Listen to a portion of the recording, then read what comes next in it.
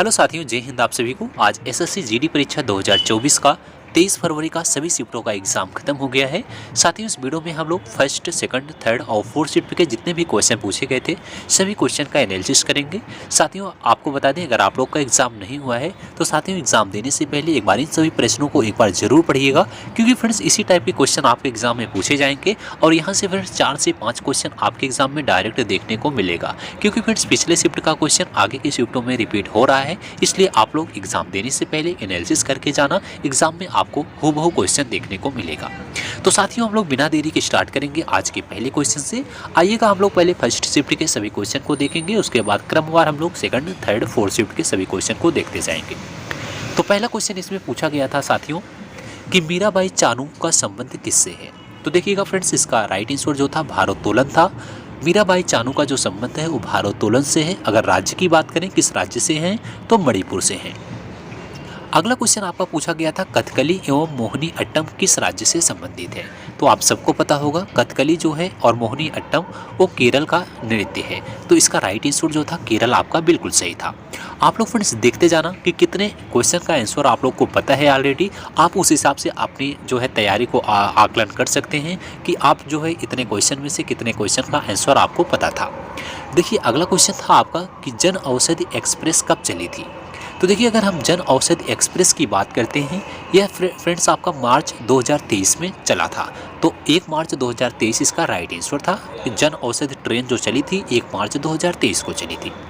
अगला क्वेश्चन पूछा गया था भारत की सबसे लंबी नदी कौन सी है। तो आप सबको पता होगा गंगा नदी इसका राइट आंसर था। गंगा जो है भारत की सबसे लंबी नदी है। अगर दूसरे नंबर की बात करें कि भारत की सबसे लंबी नदियों में से दूसरी सबसे लंबी नदी कौन सी है, तो फ्रेंड्स गोदावरी है। अगला क्वेश्चन आपका पूछा गया था क्रिप्स मिशन भारत कब आया था। यह क्वेश्चन बार बार एग्जाम में रिपीट हो रहा है। 1942 फ्रेंड्स याद रखिएगा, क्रिप्स मिशन 1942 में भारत आया था। अगला क्वेश्चन पूछा गया था भारत का सबसे लंबा बांध कौन सा है। तो फ्रेंड्स देखिए, जिसका राइट आंसर हीराकुंड बांध बिल्कुल सही था। हीराकुंड बांध जो है फ्रेंड्स यह भारत का सबसे लंबा बांध है। अगला क्वेश्चन पूछा गया था भारत की सबसे लंबी दूरी तय करने वाली ट्रेन कौन सी है। तो देखिए, इसका राइट आंसर विवेक एक्सप्रेस बिल्कुल सही होगा। भारत की जो सबसे लंबी दूरी तय करती है ट्रेन वो आपकी विवेक एक्सप्रेस है। अगला क्वेश्चन था अगस्त 2023 में नीरज चोपड़ा कौन सा मेडल जीते थे। तो देखिए, इसका राइट आंसर गोल्ड मेडल बिल्कुल सही था। अगस्त 2023 में नीरज चोपड़ा ने गोल्ड मेडल जीता था। अगला क्वेश्चन था कुंडलकुलम नाभिकीय विद्युत राज्य किस राज्य में है। तो देखिए, अगर हम बात करते हैं कुंडलकुलम नाभिकीय परियोजना जो है विद्युत परियोजना, यह जो है तमिलनाडु में है। तो तमिलनाडु इसका राइट आंसर था। अगला क्वेश्चन आपका पूछा गया था डंडा यात्रा महोत्सव किस राज्य का है। तो डंडा यात्रा महोत्सव जो है फ्रेंड्स ये आपका झारखंड और उड़ीसा का है। तो याद रखिएगा, इसका राइट आंसर उड़ीसा बिल्कुल सही था। अगला क्वेश्चन पूछा गया था संवैधानिक उपचारों का अधिकार किस अनुच्छेद में है। इसका राइट आंसर अनुच्छेद 32 बिल्कुल सही होगा। अगला क्वेश्चन पूछा गया था धार्मिक स्वतंत्रता का अधिकार किस अनुच्छेद में है। तो फ्रेंड्स इसका राइट आंसर अनुच्छेद 25 होगा। धार्मिक स्वतंत्रता का अधिकार जो है अनुच्छेद 25 में है। अगला क्वेश्चन आपका आया था राष्ट्रपति की निर्वाचन रीति किस अनुच्छेद में है। तो यह जो है अनुच्छेद 55 में है। अगला क्वेश्चन था आपका 2011 का वर्ल्ड कप जो हुआ था वो किस देश में हुआ था। तो आपको बता दें भारत, श्रीलंका और बांग्लादेश में हुआ था। नेक्स्ट क्वेश्चन आपका पूछा गया था कि जनगणना 2011 के अनुसार महिलाओं की प्रतिशतता कितनी है, यानी महिलाओं की जो है कितनी प्रतिशत महिलाओं की संख्या है ये पूछा था। तो आपको बता दें 52% इसमें आपका पुरुष की संख्या है और 48% जो है महिलाओं की संख्या है। तो 48% इसका राइट आंसर था। नेक्स्ट क्वेश्चन था आपका ऋग्वेद लगभग कितने वर्ष पुराना है। तो देखिए, ऋग्वेद अगर हम बात करें तो यह लगभग 3500 से 4000 वर्ष पुराना है। तो इसका राइट आंसर 3500 बिल्कुल सही था। अगला क्वेश्चन आपका पूछा गया था आपातकाल के दौरान कौन से मूल अधिकार समाप्त नहीं होते हैं। तो देखिए, अनुच्छेद 20 और अनुच्छेद 21 जो है ये आपातकाल के दौरान जो है समाप्त नहीं होता है। तो 20 और 21 इसका राइट आंसर था। तो ये सभी क्वेश्चन फ्रेंड जो है आज फर्स्ट शिफ्ट में पूछे गए थे। अब हम बात करते हैं सेकंड शिफ्ट की। सेकंड शिफ्ट में क्वेश्चन आया था कि शेफाली वर्मा का संबंध किस खेल से है। तो इसका राइट आंसर फ्रेंड्स क्रिकेट बिल्कुल सही था, इसको याद रखिएगा। अगला क्वेश्चन आपका पूछा गया था निम्न में से सोवियत संघ के संविधान से क्या लिया गया है। तो देखिए, सोवियत संघ के अगर हम संविधान की बात करते हैं तो इसमें आपका मौलिक कर्तव्यों के प्रावधान है। मूल कर्तव्यों और प्रस्तावना में सामाजिक आर्थिक और राजनीतिक न्याय का आदर्श है। ये सभी जो है मौलिक कर्तव्य ये सभी सोवियत संघ के संविधान से लिए गए हैं। अगला क्वेश्चन आपका था कि 2021 में देश में सबसे अधिक बेरोजगारी दर किस राज्य की थी। तो देखिए 2021 की बात करते हैं तो हरियाणा में बेरोजगारी दर सबसे ज़्यादा था। अगला क्वेश्चन था आपका दूसरा आंग्ल बर्मा जो युद्ध हुआ था वो कब हुआ था। तो देखिए इसका राइट आंसर 1852 ईस्वी बिल्कुल सही था। अगला क्वेश्चन था 2023-24 में मुख्य रूप से बजट में कितनी प्राथमिकताएं दी गई थी। तो इसमें जो है 7 प्राथमिकताएं दी गई थी, तो 7 इसका राइट आंसर था। अगला क्वेश्चन पूछा गया था मौर्य वंश का अंतिम शासक कौन था। तो यह क्वेश्चन हमने आपको कल बताया था। मौर्य वंश का अंतिम शासक कौन था, बृहद्रथ इसका बिल्कुल सही आंसर था। अगला क्वेश्चन पूछा गया था सुप्रीम कोर्ट अभिलेख न्यायालय किस अनुच्छेद के तहत है। तो इसका राइट आंसर फ्रेंड्स अनुच्छेद 129 बिल्कुल सही था। अगला क्वेश्चन आपका था कि 12वीं पंचवर्षीय योजना का उद्देश्य क्या है। तो इसका उद्देश्य था तीव्र समावेशी विकास। तो तीव्र समावेशी विकास राइट आंसर था। नेक्स्ट क्वेश्चन आपका आया था सुल्तान जोहर कप किस खेल से संबंधित है। तो आप सबको पता होगा सुल्तान जोहर कप जो है वो हॉकी से संबंधित है, तो हॉकी इसका राइट आंसर होगा। अगला क्वेश्चन था इनमें से बांसुरी वादक कौन है।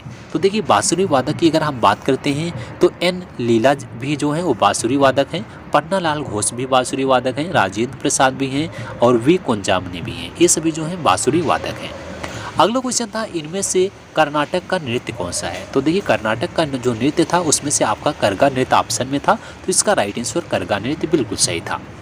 नेक्स्ट क्वेश्चन आपका पूछा गया था जनगणना 2011 के अनुसार सर्वाधिक जनसंख्या वृद्धि कहाँ हुई है। तो देखिए सर्वाधिक जनसंख्या वृद्धि जो थी वो आपका मेघालय में सर्वाधिक हुई थी, तो इसका राइट आंसर मेघालय आपका बिल्कुल सही था।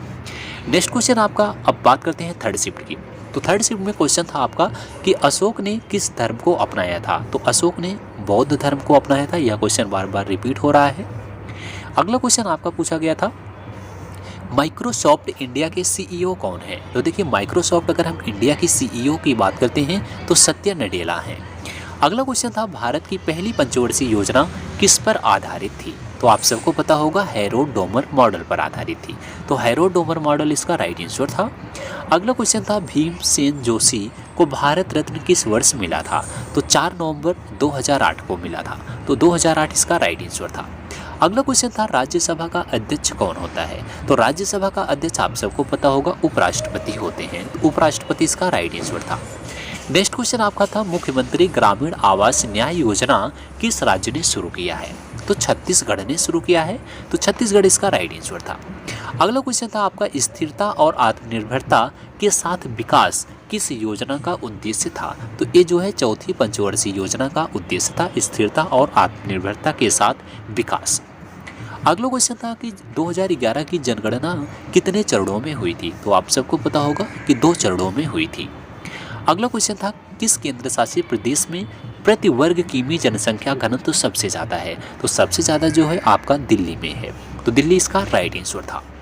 अगला क्वेश्चन आपका पूछा गया था केरल का शास्त्रीय नृत्य कौन सा है। तो आप सबको पता होगा केरल का जो शास्त्रीय नृत्य है वो कथकली और मोहिनी अट्टम है, तो कथकली और मोहिनी अट्टम में से जो भी आपका ऑप्शन होगा वो आपका राइट था। अगला क्वेश्चन पूछा गया था पहले राष्ट्रमंडल खेल कब हुए थे। तो पहला जो राष्ट्रमंडल खेल हुआ था वो आपका 1928 में हुआ था।